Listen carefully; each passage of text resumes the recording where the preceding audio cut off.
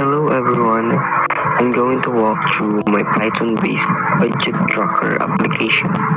This is a command line tool I built to solve a common problem, keeping track of where your money actually goes without needing a complex spreadsheet.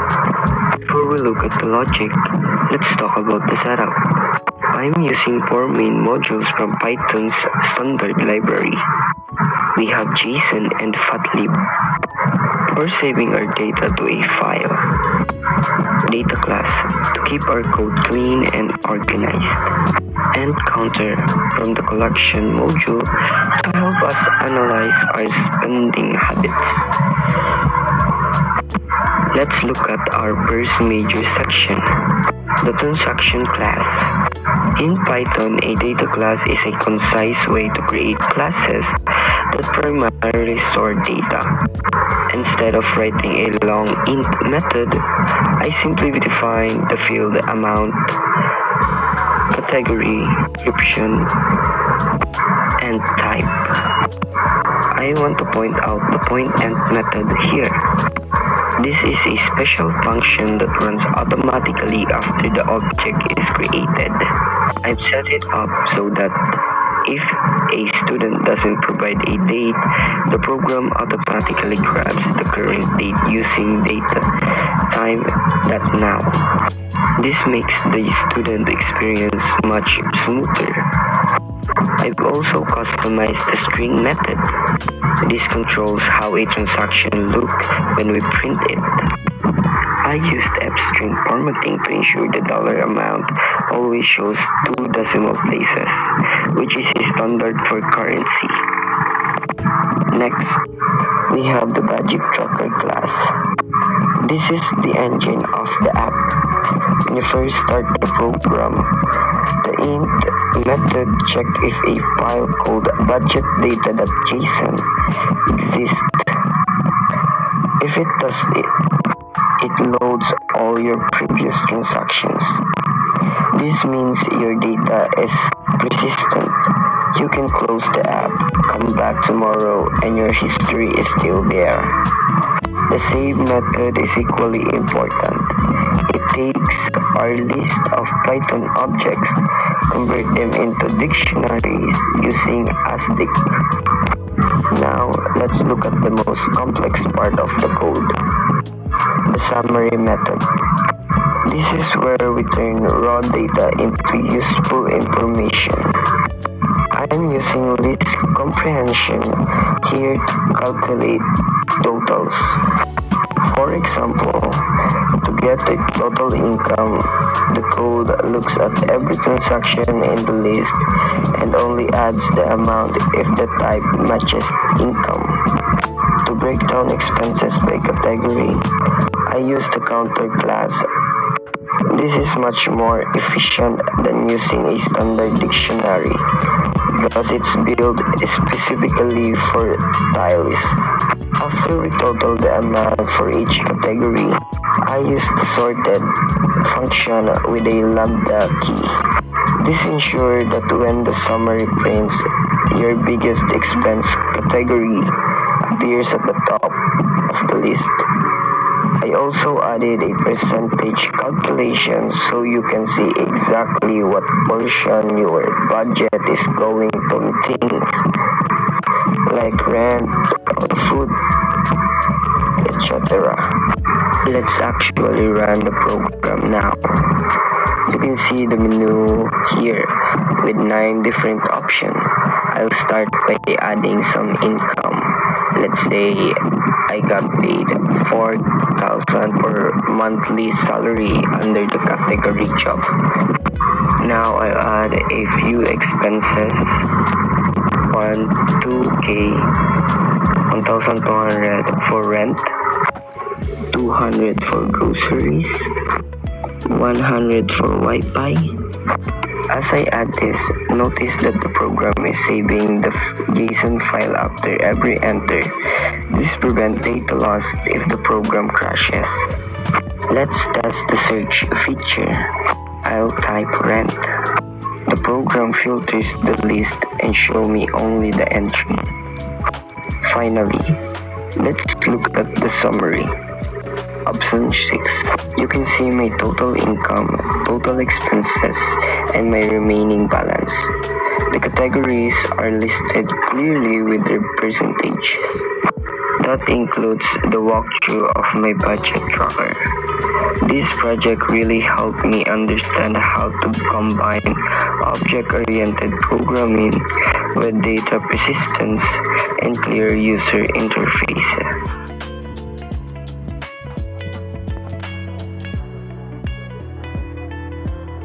The most significant challenge was implementing data persistence through JSON serialization, especially ensuring that when the application loads, the raw dictionary data from JSON file is correctly rehydrated into transaction class instance. Transitioning from simple list operation to a system that handles pathlib or file checking and ASDIC for saving required a careful understanding of how Python object translate into static data.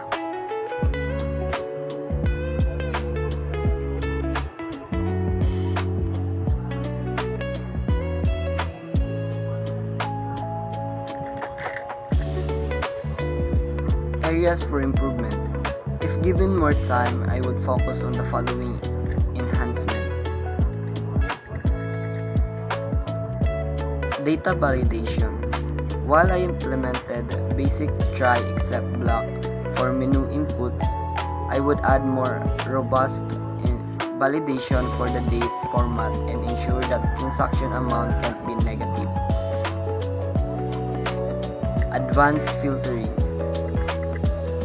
I would expand the view function to allow user to filter by date range or specific category rather than just income or expenses. Visualization.